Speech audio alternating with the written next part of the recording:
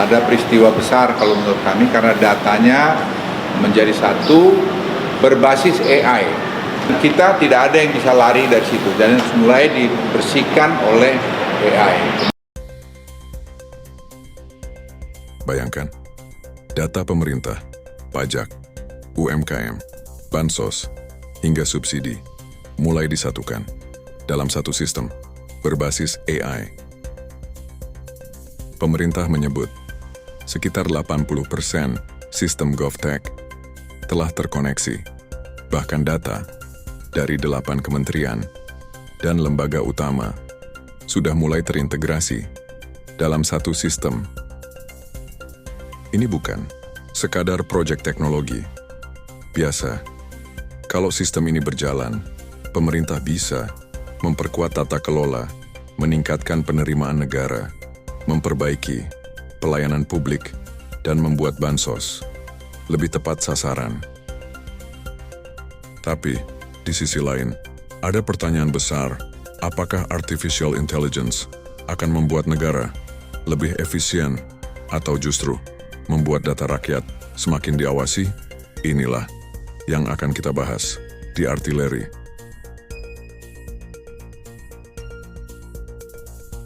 Presiden Prabowo Subianto menerima laporan dari Dewan Ekonomi Nasional terkait percepatan GovTech berbasis AI. Ketua Dewan Ekonomi Nasional, Luhut Binsar Panjaitan, menyampaikan bahwa pemerintah terus mempercepat transformasi digital nasional. Tujuannya adalah memperkuat tata kelola pemerintahan, meningkatkan penerimaan negara, dan memperbaiki kualitas pelayanan publik. Artinya, pemerintah ingin sistem negara bekerja lebih cepat, lebih rapi, dan lebih berbasis data. Selama ini, masalah besar dalam pemerintahan sering muncul karena data tersebar di banyak lembaga. Ada data bansos, data pajak, data UMKM, data subsidi, dan data pelayanan publik. Ketika data ini tidak terhubung, kebijakan bisa lambat dan tidak tepat sasaran. GovTech berbasis AI ingin menjawab masalah itu. Poin paling menarik adalah laporan bahwa sekitar 80% sistem GovTech telah terkoneksi sejak 1 Juni 2026. Data dari 8 kementerian dan lembaga utama pemerintah disebut berhasil terintegrasi dalam satu sistem. Sistem ini didukung oleh artificial intelligence atau kecerdasan buatan. Menurut Luhut, semua data sekarang sudah terkoneksi dan mulai dibersihkan oleh artificial intelligence. Ini penting karena data pemerintah yang kotor, ganda, atau tidak sinkron bisa membuat kebijakan menjadi salah sasaran. Contohnya, penerima bantuan bisa tidak tepat, layanan publik bisa lambat, dan pengawasan penerimaan negara bisa lemah.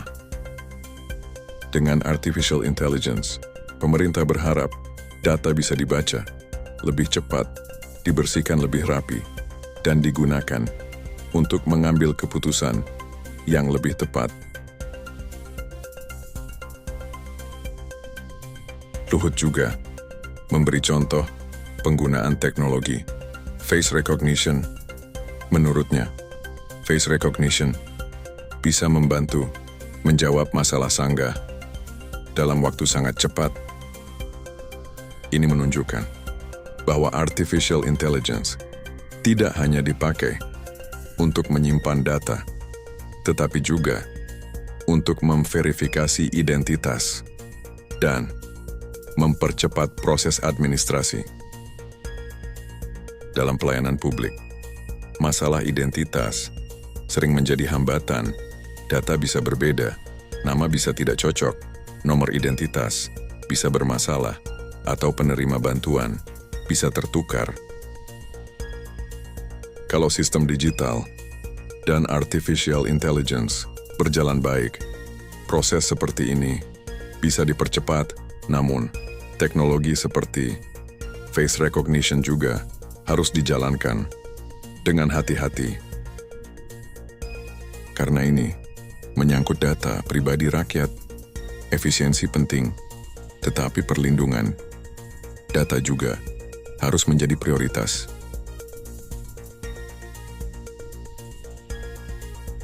Bagian yang paling dekat dengan ekonomi rakyat adalah soal UMKM. Luhut menyebut bahwa dengan GovTech, pemerintah ingin memperluas pembinaan terhadap pelaku usaha mikro, kecil, dan menengah. Jumlah UMKM di Indonesia disebut mencapai sekitar 64 juta. Dengan basis data yang lebih lengkap, pemerintah bisa melihat pelaku usaha secara lebih jelas. Tujuannya bukan hanya menarik pajak, tetapi juga membuka peluang pembentukan UMKM baru dan penciptaan lapangan kerja. Namun, isu pajak tetap menjadi sorotan. Luhut menyampaikan bahwa UMKM bisa ikut masuk ke sistem pembayaran pajak 0,5%. Kalau ini berjalan, tax ratio Indonesia bisa naik dari sekitar 9% menuju 12 sampai 13% secara bertahap. Ini bisa meningkatkan penerimaan negara secara signifikan. Kenapa? Tax ratio penting karena penerimaan negara adalah bahan bakar utama untuk membiayai pembangunan. Dari penerimaan negara, pemerintah bisa membiayai infrastruktur, pendidikan, kesehatan, bantuan sosial, subsidi, pertahanan, dan program ekonomi rakyat. Kalau penerimaan negara lemah, ruang gerak pemerintah menjadi terbatas. Karena itu, GovTech berbasis artificial intelligence diarahkan untuk membuat data lebih rapi dan basis pajak lebih luas.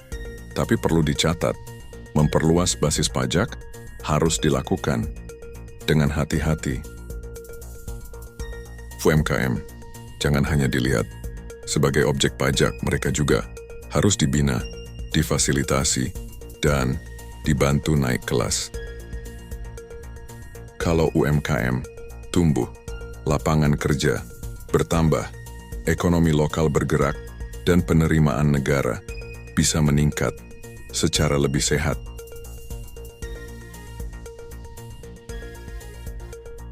Pemerintah tidak langsung menerapkan GovTech secara nasional. Saat ini, proyek percontohan sedang berjalan di 42 provinsi, kabupaten, dan kota. Luhut menyebut Banyuwangi sebagai salah satu contoh yang sudah berjalan sukses dan menjadi model pembelajaran. Kalau 42 daerah ini berhasil, pada Oktober tahun ini, sistem tersebut akan diluncurkan secara nasional. Targetnya seluruh 514 kabupaten dan kota bisa terhubung. Ini adalah langkah besar karena kalau semua daerah terhubung, maka data, layanan publik, bantuan sosial, UMKM, dan program pemerintah bisa dipantau dalam satu sistem yang lebih terpadu. Namun, tantangannya juga besar. Tidak semua daerah punya kesiapan digital yang sama. Ada masalah infrastruktur, sumber daya manusia, keamanan data, dan kualitas input data di lapangan.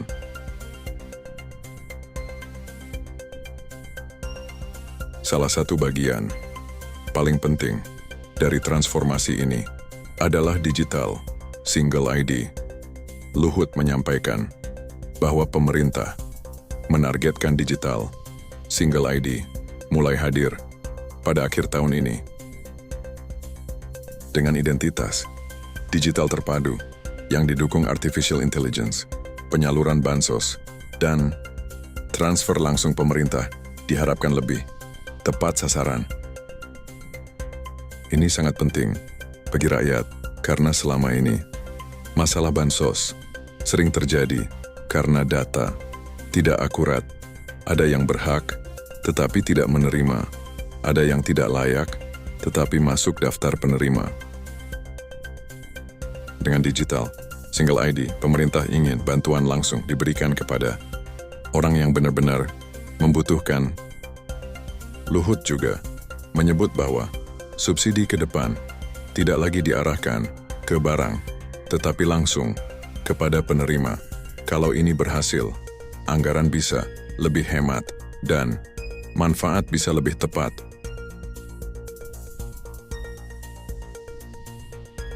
Selain GovTech, Luhut juga menyampaikan arahan Presiden Prabowo terkait International Financial Center dan skema Family Office. Ini masuk ke isu investasi. Pemerintah berharap inisiatif tersebut bisa meningkatkan daya tarik Indonesia sebagai tujuan investasi global.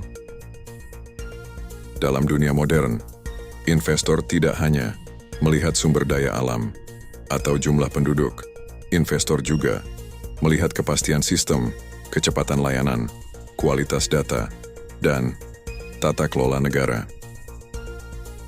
Kalau GovTech membuat pelayanan publik lebih cepat, data lebih rapi, dan aturan lebih transparan, maka Indonesia bisa terlihat lebih menarik di mata investor.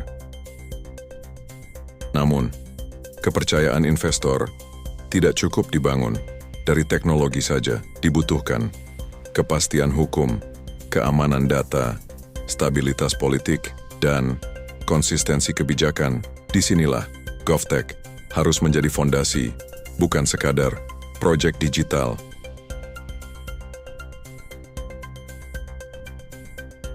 Jadi, apa makna besar dari dorongan Presiden Prabowo terhadap GovTech berbasis artificial intelligence? Pertama, negara ingin menyatukan data pemerintahan agar kebijakan lebih cepat dan tepat. Kedua, pemerintah ingin memperkuat penerimaan negara dengan basis data yang lebih lengkap. Ketiga, UMKM akan menjadi bagian penting dalam sistem ekonomi digital nasional. Keempat, bansos dan subsidi diarahkan agar lebih tepat sasaran melalui digital single ID. Kelima, Indonesia ingin terlihat lebih siap sebagai tujuan investasi global. Tapi ada satu catatan penting, transformasi digital negara harus tetap menjaga keamanan data dan hak rakyat. Artificial intelligence bisa membuat pemerintahan lebih efisien, tapi sistemnya harus transparan, aman, dan tidak merugikan masyarakat kecil. Karena pada akhirnya, teknologi negara bukan hanya soal data. Teknologi harus membuat hidup rakyat lebih mudah, ekonomi lebih kuat, dan pelayanan publik lebih adil.